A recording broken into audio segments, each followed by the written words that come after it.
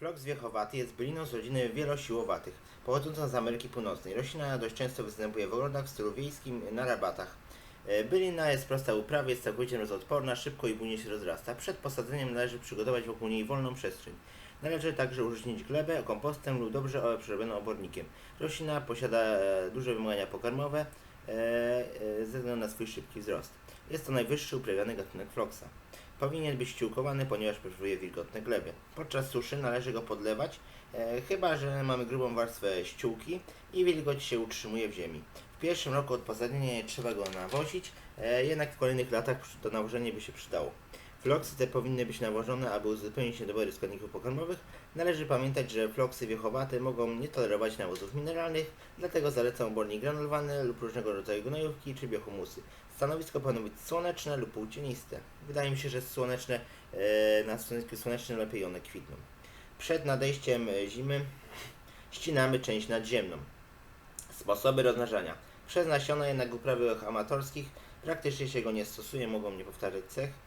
Przez podział dużą karpę wykopujemy w kwietniu lub na końcu sierpnia i dzielimy na mniejsze części, skracając korzenie do 5-10 cm i pęd nadziemny na długość 10-20 cm.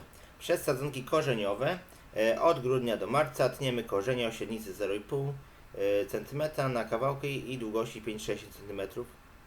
Umieszczamy je do doniczek, do inspektu. Przez sadzonki pędowe pobieramy z wierzchołków przekwitnieniem.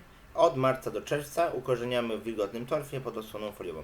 Wskazówki ciekawostki. Najprostszym sposobem rozmnażania według mnie jest podział starej byliny. Kwiaty ze względu na to, że ładnie pachną i ogólnie ładnie się prezentują, mogą być wykorzystywane na kwiat cięty. Jednak utrzymują się krótko w wazonie, zaledwie 2-3 dni, maksymalnie 4. Floksy wiechowate możemy nabyć w wielu kolorach, różniących się terminem kwitnienia.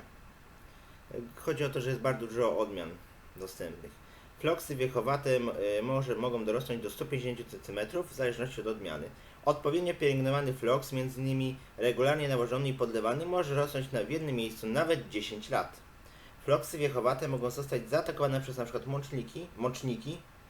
mączniaki, jednak chorują wtedy, kiedy rosną na złym podłożu, np. podmokłym, lub występują długotrwałe opady deszczu. Jednak mi się takie też nigdy jeszcze nie zdarzyło, żeby zachorowały. Floksy mogą rosnąć na słabszych glebach i nie muszą być regularnie nawożone, jednak wtedy mogą mieć mniej kwiatów i rośliny nie będą takie okazałe. Dzięki za obejrzenie i zachęcam do obejrzenia innych odcinków.